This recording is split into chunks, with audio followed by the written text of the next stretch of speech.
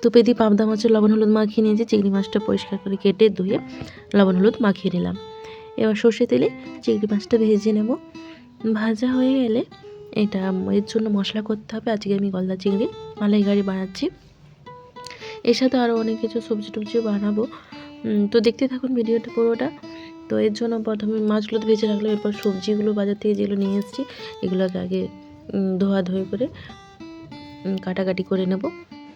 তো সমস্ত রকমের সবজিগুলো আগে কেটে নিচ্ছি। মাছটা আর সব কুঁদরিটা যখন জল শুকনো আসবে সেই সময় পেঁয়াজ দিয়ে দিলাম আর কাঁচা লঙ্কা দিয়ে দিলাম, দিয়ে ঢাকা দিয়ে দিচ্ছি। এদিকে পালং শাকটাও আমি বসিয়ে দিয়েছি। তাতে সবজি আছে মানে সমস্ত রকমের পালং শাকে যা সবজি লাগে সেটা জল কমে আসলে পালং শাকটা দিয়ে দিচ্ছি।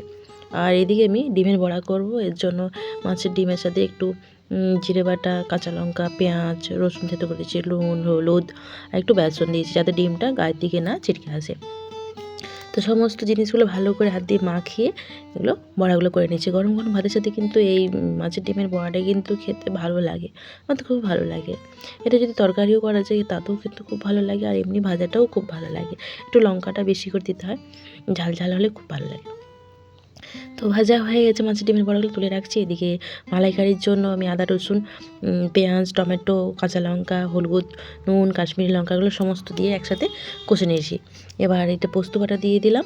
1 চামচ, মানে 1 চামচ না 2 চামচ মতো পোস্তকে বেটে নিয়েছিলাম।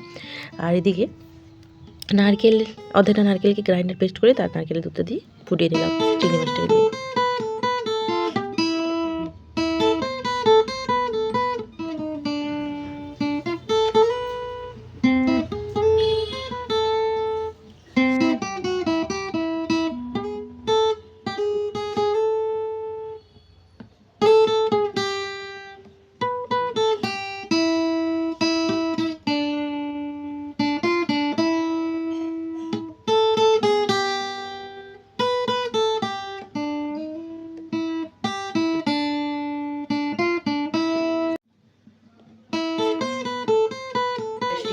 কিটা চিংড়ি মাছটা কোনটা?